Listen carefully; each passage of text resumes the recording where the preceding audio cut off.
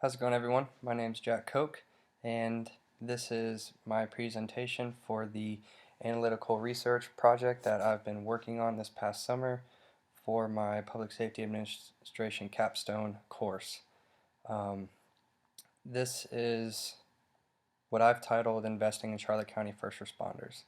And what I mean is the problem statement that I have devised is the best method to address, treat, and resolve any emotional and psychological issues that are presented by local Charlotte County fire and EMS personnel.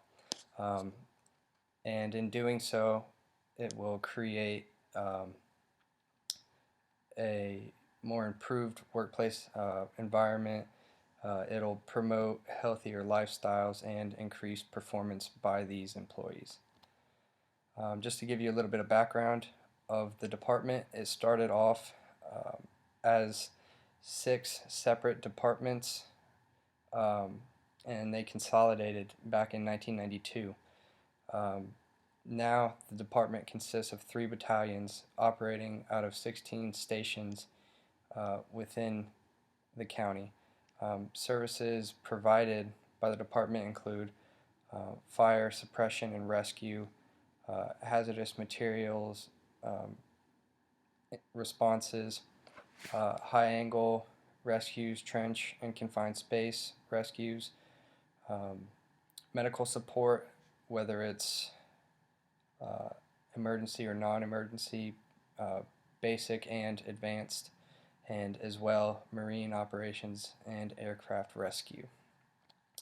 The jurisdiction is 693 square miles. The population of the county is roughly 160,000 residents. The budget itself for the department is just under 33 million. The county is actually currently working on the new budget and deliberating to get that set up. It's every 3 years, and so the next set of years will be 2015 to 2018, and that should be implemented the beginning of September. There are about 240 employed by the department. Over 22,000 incidents are responded to each year, and the department, just as any other departments, because of the high stress nature of the profession, it's critical to address stress management, and they do have a critical incident stress management program involved with the department, but it is important to address other avenues as well. And beginning with the first case study for this research project, it was stress management within the Peoria Fire Department. It's time to customize your approach. That's what it was. And within this case study in Arizona, it was found out that the employee assistance programs, or EAPs, were more or less ineffective, and this was deemed to be the case by the uniformed members of the department. So in doing so with this issue in the department, surveys were conducted to find out more information on what can be done to improve this problem. So they were able to find out that wellness efforts were needed, because it is important to make sure that any services that are provided are being done so accordingly and appropriately, and if the case is that they lack any proper procedural aspects, that they can be addressed and fixed or improved. Recommendations for the department concerning this issue included wellness coalitions that um, improved employee performance and communication coordination with the community to encourage involvement. Customized approaches were also found to be a recommendation suited towards this issue, and also networking was a large factor as well. The second case study was the Topeka Fire Department in Kansas, and it was concerning their critical incident stress management system. And uh, the program consists of 2 chaplains, an administrative chief, and 5 department members.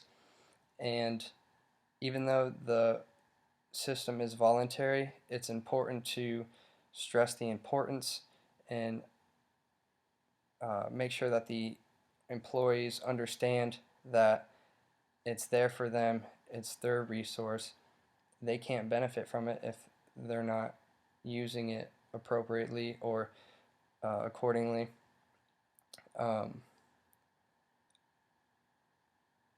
One of the large issues with this um, was finding out how it was that they could improve involvement with the program. So what they did is they did a review process with the team members to get a better understanding and try to coordinate the efforts that were being provided, such as reactions, signs, and symptoms of any stressful reactions or um, signs of any indicators that would necessitate intervention or counseling, just any type of um, assistance necessary. And the thing was, with this program, it was determined to be an additional resource, not an actual answer to the problem. As far as the third case study, it dealt with the Phoenix Fire Department in Arizona. Um, what it is they developed a partnership with the health center, the local health center, back in 1987. And with this, it initially began as um, a partnership that um, looked into physicals and checkups and things of that nature. And over time, it developed into a more progressive, in-depth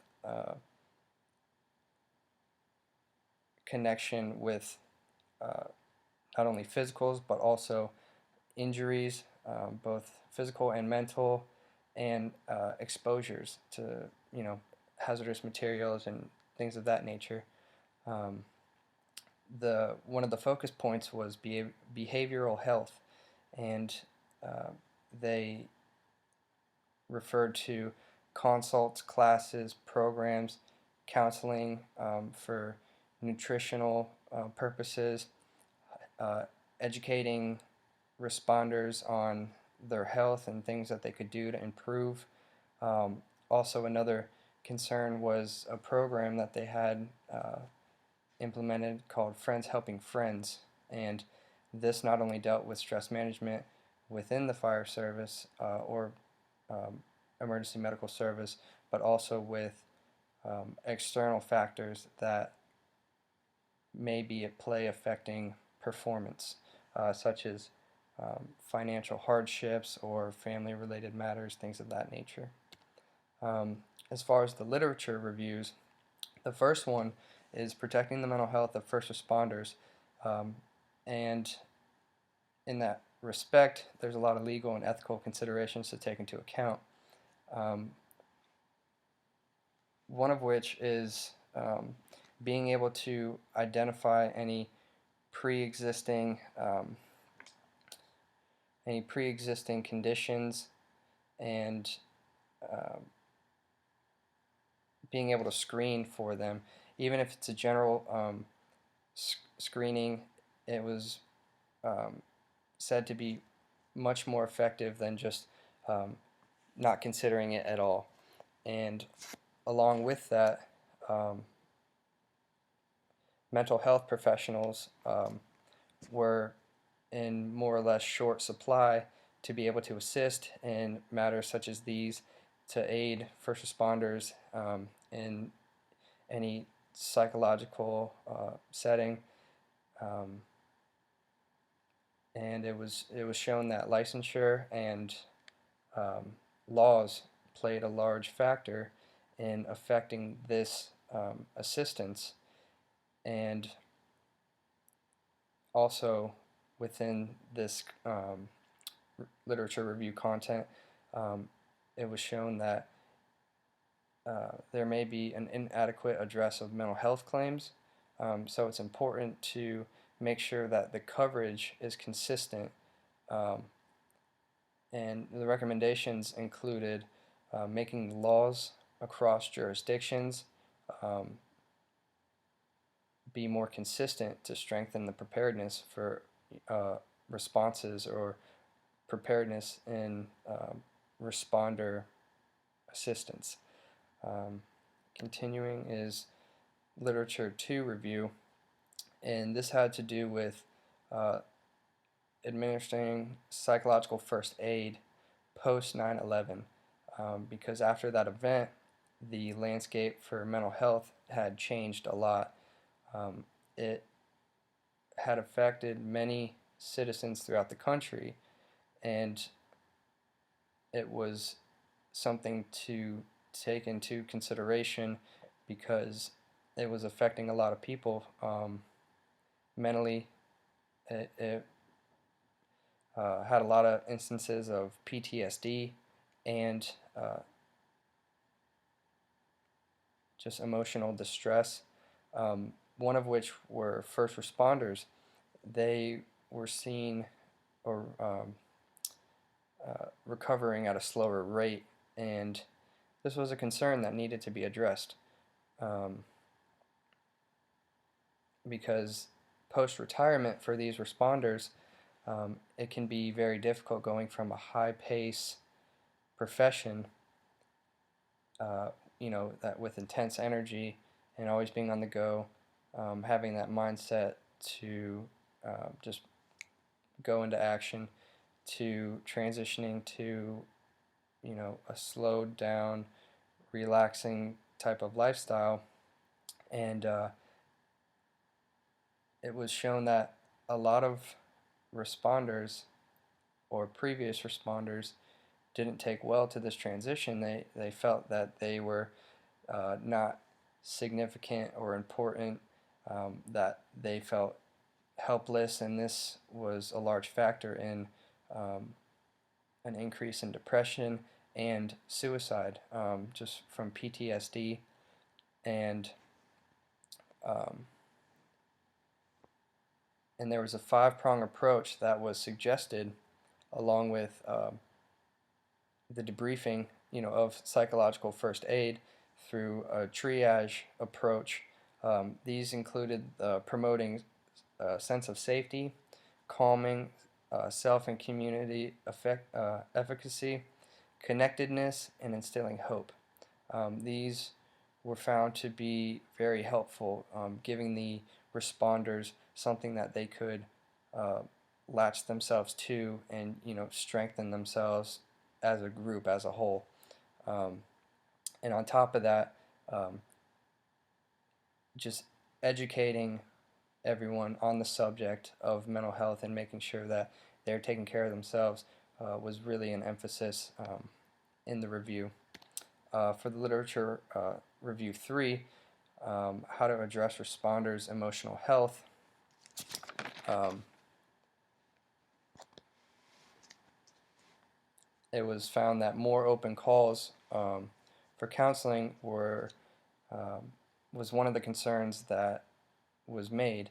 Um, a more focused approach, uh, just being able to uh, implement a more effective style of assisting these responders, um, because first responders, as I was saying earlier, um, they see a lot of intense images. They go through a lot of extreme situations, and it was found that as many as 37% um, were facing or dealing with PTSD diagnoses, and um, it was found that this is something that needed to be treated. As far as strengthening support and training, making sure that networks are being built and planning is increased as far as within the department, the community, um, just making sure that any room for improvement was being made proactively. Um, just reaching out to those who were affected or referring affected personnel to the resources available. Um, uh, One of the large um, points made in the review was leadership, of course. Um, you need to have the members who are willing to um, look out for others and make sure, because in this profession, a lot of it is family oriented. So you want to make sure that everyone's looking out for everyone's back, and that was a large emphasis along with communication, which is important in any line of work. Also, appropriate scheduling and timely scheduling. You want to make sure that you are preparing and getting these services to those who are in need at the right time so that they can be more effective, as opposed to having it at a less opportune time when it's a bit late and things have already started to, you know, work its way on a downhill slope. So this was an issue, along with, mandated time off. That was an important subject as well, such as the 24 on, 48 off for responders, and making sure that they have time to unwind as well, along with a high stress job or profession such as this. Um, it was found that self-care and a buddy system or peer-to-peer were recommendations for this. Just educating those on how to stay physically and mentally fit, making sure that they're aware of what they can do to uh, stay in good health and uh, provide a high quality service, along with looking out for others at the same time. The Literature Review 4, Guidelines for Working with First Responders in the Aftermath of Disaster, had a lot to do with understanding responders themselves. This was important to uh, better the approach uh, in terms of what it is that we're going to do, how effective it will be, and who it is we're dealing with. Um, it's important because not every responder will um, react or have the same response as another, because not everyone is going through the same issues. Some handle stress a little differently than others, and in this profession for the longest time, um, it was for tough people. They didn't really want to voice their concerns or issues. They thought it would be a sign of weakness. So there's a lot of reluctance, and it's important to have a group that you can speak with, that you can communicate with, that you can share experiences and your emotions and your thoughts, and that you can, get things off your chest, and um, finding a way to expand on stress-reducing behaviors as well, to make sure that not everything is piling up, getting closer to any breaking point. Um, and this was found to be most effective with colleagues and peers because they understand more than anyone, because they've been there, they're with you, they are doing very similar things throughout their time at work. So there's just a greater connection. And at the same time, it was important to support the idea of the mission. Um, and what they mean by that is they're there for a particular reason, and it's to serve the public. It's to make sure that everyone's safe and that they can do whatever it is that is needed of them to, support this thought, this idea, and put it into action. Make sure that um, they're responding to people in their darkest hours. Um, and a large recommendation was just reinforcing this self-care approach and making sure that employees are aware of what it is that they need to do to stay healthy.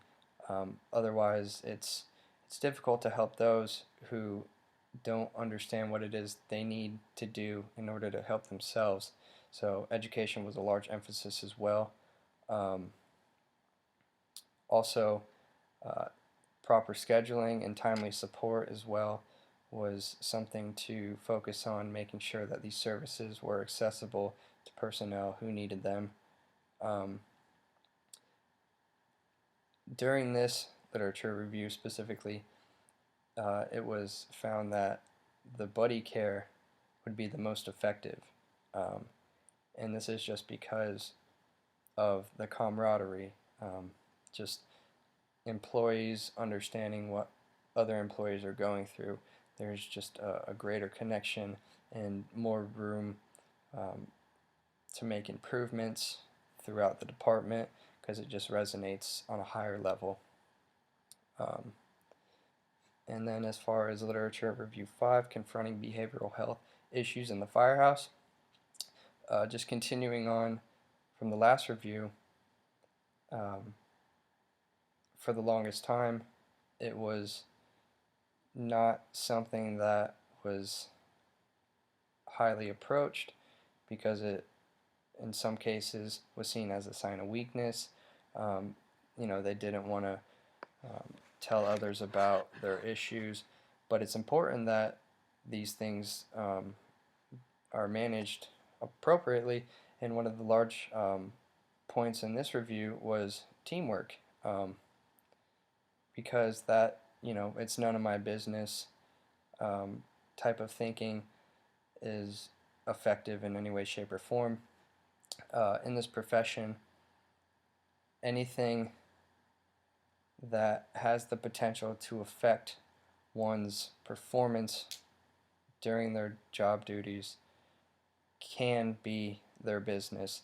Not saying that employees should pry into family life of other employees, but if there's something that is lingering, it's important that it's addressed so that it can be improved or worked on. Um, because again, um, these departments are, especially Charlotte County, it's one big family. Everyone wants to help one another, and it's important because you can only operate at the highest possible level if teamwork, is the mindset that you have. Um, because family life can affect one's performance, and it needs to be addressed. Again, communication was a large emphasis, and there's a collaborative crisis intervention team for this review,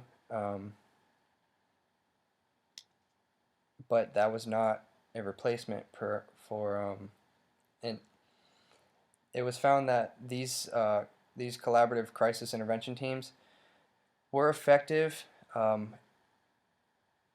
as much, if not more, than professional counseling, and they were actually used to bridge the gap between the two, because it was found that professional counseling may not be as effective as some may think, because again, it's getting things off your chest, but it's not with those who may be able to fully understand what it is you're going through. So peer-to-peer would be much more effective than professional counseling in this review. Um, and then as far as the first alternative that I came up with to um, addressing this issue and improving it was self-care. And as I referred to earlier, it's making sure that employees are properly educated, that they are aware of what it is that they need to do to satisfy their basic needs, to keep their health, in top physical form, so that they can provide a service. Because this is not an easy job physically. It does require a lot, as well mentally, and it's important to practice good habits, because certain job duties can disrupt routines, and that can cause stress.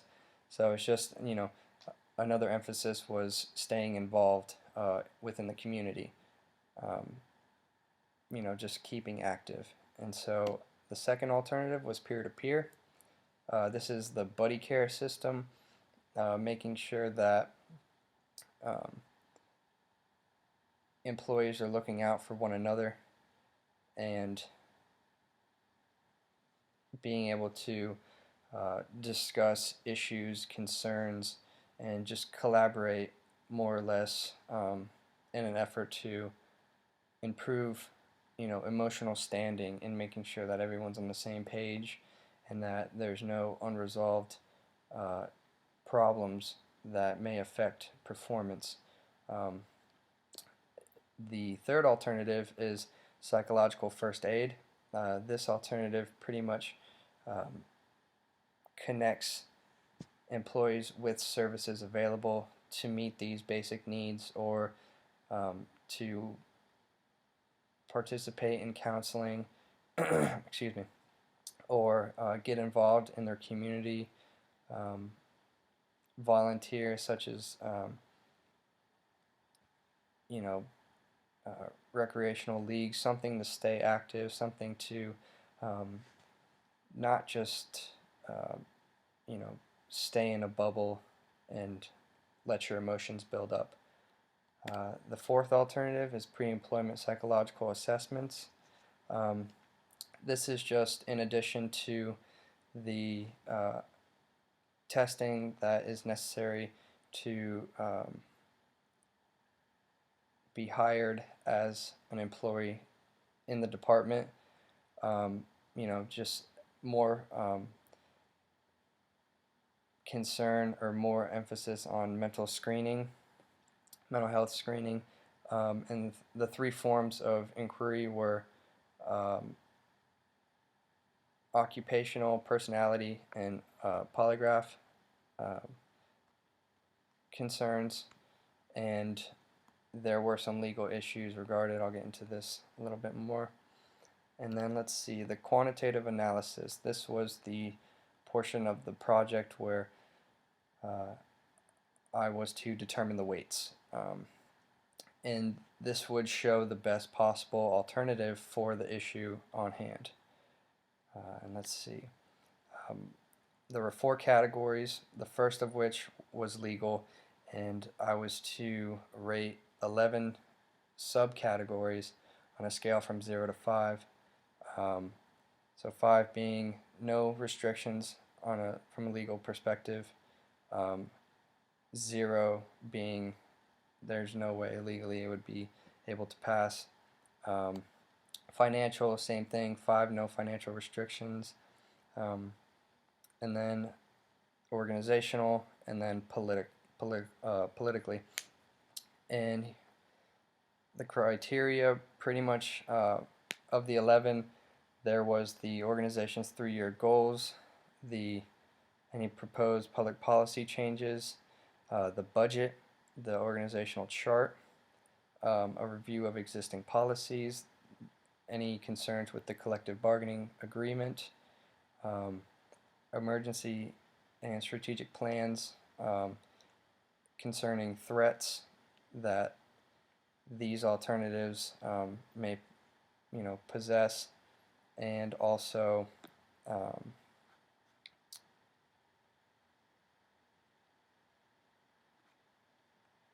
a review, and then also the organization's emergency and strategic plans addressing natural disasters. And then let's see.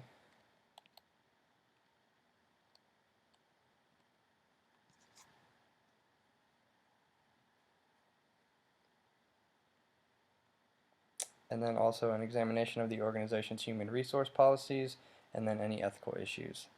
And of the four alternatives, um, the quantitative analysis proved that alternative 3, the psychological first aid, uh, had the most points given or weighted. And the best possible alternative that I chose, even though coming in third place, was peer-to-peer program. And there's a reason. Even though it didn't weight the highest, I think that this alternative has the greatest potential to resonate through the department. Peer-to-peer, it is a lot easier for communication to take place concerning a subject like mental health and emotional concerns when you're dealing with colleagues and peers and employees that you work with that are going through very similar issues, and um, this would be one of the more effective approaches, even though it was not first in scoring. Um, Also, it's very practical. The implementation would be smooth and quick. Um, it's cost effective, and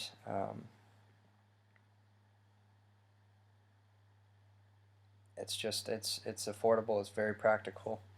As far as implementing, the program would need to be submitted by February because it um, needs to then be reviewed by uh, human resources, risk management, the budget department, legal counsel, um, and in order for a proposal to be more heavily considered, HR and risk management and the budget would already be involved before this submission.